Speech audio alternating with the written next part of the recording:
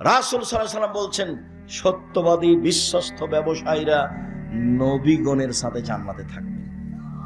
কি আবার অবাক কথা! এই ছেলে শোনো, টাকা ইনকাম করবা ব্যবসা করে, উপার্জনের চারটা পথ। একটা দিন মজুরি, সন্ধ্যায় টাকা শেষ। একটা চাকরি, 25 দিনে টাকা শেষ প্রায়। আর একটা হলো জমি চাষ, সমান সময় না হয় লস, সমান সমান না হয় লস। 4 ব্যবসা।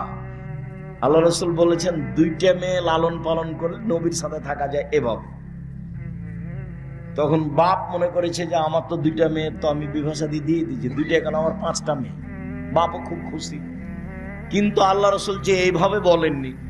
আল্লাহ রাসূল বলেছেন, ফাআল্লামাহুন্না, মেয়েকে বিদ্যা শিখিয়ে দিল। 2 আক্তাবাহুন্না, তাকে শিষ্টাচার শিখিয়ে দিল। আহসানা ইলাইহিন্না, তার সাথে সদাচরণ করলো। ওয়াজাওয়াজাহুন্না, তার বিবাহ শাদী দিয়ে দিল। সেই বাপ আমার সাথে জান্নাতে এইভাবে থাকবে। তো আপনার মেয়েকে শিক্ষা দিয়েছেন কি যে শিক্ষা দিয়েছেন তার নখটা বড় আছে, বলেন তো এটা কোন শিষ্টাচার? তার নখে নেইল পালিশ আছে, বলেন তো এটা কোন শিষ্টাচার? নেইল পালিশ তো ইহুদি খ্রিস্টানদের পতিতালয়ের মেয়েদের বৈশিষ্ট্য।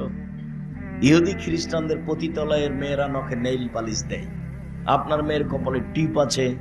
হিন্দু মেয়েদের বিবাহ করার 10টি পদ্ধতি আছে, তার একটি পদ্ধতির নাম রাক্ষসী বিবাহ। মেয়ের পিতা বিবাহ দিবে না, আপনি জোর করে বিবাহ করবেন তো কপালে টিপ দিতে হবে, তাহলে বিবাহ হয়ে গেছে। সেই টিপ এসেছে হিন্দুদের পক্ষ থেকে। বলেন আপনি মেয়েকে কি শিষ্টাচার শিখালেন? আপনার মেয়ে পরচুলা ব্যবহার করে বড় খোপা দেখাই, বলেন কি শিষ্টাচার শিখালেন? ভুরু তোলে চিকন করে রেখেছে, এইটা কি শিষ্টাচার? দাঁত ছিলে ফাঁকা ফাঁকা খোলা খোলা করে রেখেছে, এইটাই কি শিষ্টাচার?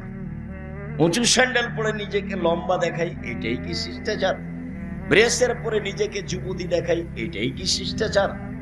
সামনের চুল ছোট করে রেখেছে, এইটাই কি শিষ্টাচার?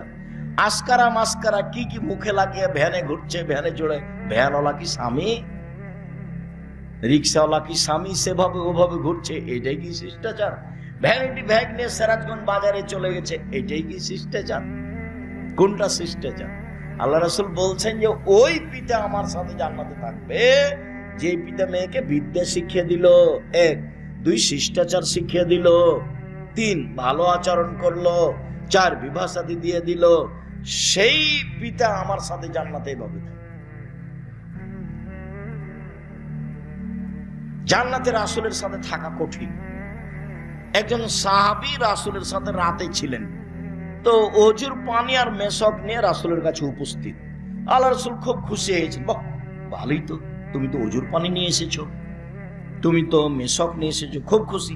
সালমা শেতা, তুমি যা চাও চাও আমি দিয়ে দেবো। মুহাম্মদ সাল্লাল্লাহু আলাইহি ওয়াসাল্লাম বুঝতে পারেন যে কি চাইবে। নবী হলে কি হবে, গায়েবের খবর জানেন না। আমার মাঝাবি ভাইরা মনে করছেন যে নবী গায়েবের খবর জানেন। পাশের একটা লোক, পাশে বউ ঘুমাননি, এমনি ভান করে শুয়ে আছেন আয়েশা রাদিয়াল্লাহু তাআলা, আর রাসূল মনে করছেন যে আয়েশা ঘুমিয়ে গেছে। অথচ আয়েশা বলছেন আমি ভান করে ঘুমিয়ে আছি। ভান করে ঘুমা বুঝেন না? ভান করে ঘুমিয়ে আছি। দেখি মুহাম্মদ সাল্লাল্লাহু আলাইহি ওয়াসাল্লাম কি করেন, কোথায় উঠে যান। দেখলাম ধীরে উঠলেন, ধীরে জুতা স্যান্ডেল পায়ে দিলেন, কাপড় গায়ে দিলেন, ধীরে দরজাটা খুললেন, আমি যেন জানতে না পারি। দরজাটা খুলে বের হলেন, বাহির থেকে দরজাটা টেনে বন্ধ করে দিলেন, চলে গেলেন। আমিও উঠলাম, দেখি কি কোথায় যাবেন। আসলে আল্লাহ রাসূল কোথায় যাচ্ছেন এটা আয়েশার মৌলিক খেয়াল হলো, আমাকে বাদ দিয়ে এ রাতে আবার কোন স্ত্রীর কাছে যান নাকি, এটা হলো আয়েশার জন্য খেয়াল। আর আল্লাহ রাসূল যাচ্ছেন মরা মানুষের জন্য ক্ষমা চাইতে, কবরস্থানে বাকিউল গারকাতে যাবে। জান্নাতুল বাকি তার নাম নয়, তার নাম হচ্ছে বাকিউল গারকাত। ভারত, বাংলাদেশ, পাকিস্তানের নাম দিয়েছে জিন পাহাড়, আর জান্নাতুল বাকি কবরস্থানের নাম দিয়েছে জান্নাতুল বাকি, নাম বাকিউল গারকাত। তো এবার উঠে দেখছেন, দেখি কোথায়, ওই যে কবরস্থানে 100 গজ দূরে হবে, পাশেই মসজিদে নববীর সাথে কবরস্থান। ওই যে হাত তুলে দোয়া করলেন, 1 বার 2 বার 3 বার, হাত তুলে দোয়া করলেন।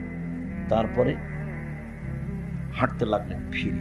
আমিও ঘুরে হাঁটতে লাগলাম, দেখলাম জোরে হাঁটলেন, আমিও জোরে হাঁটলাম, দেখলাম একটু দৌড়াচ্ছে, আমিও জোরে দৌড়াচ্ছি। আমি আগে বিছানে চলে এসেছি। আমি যখন আগে বিছানে চলে এসেছি, আমার পাশে এসে বলছেন, কি খবর আয়েশা, হাঁপাচ্ছ কেন? তখন আমি বললাম যে আমি তো মিথ্যে কথা বললে জিবরাইল আপনাকে বলে দিবে, আসলে আমি পরীক্ষা করছিলাম আপনি যান কোথায়। তো দেখলাম এই হাদিস মুসলিম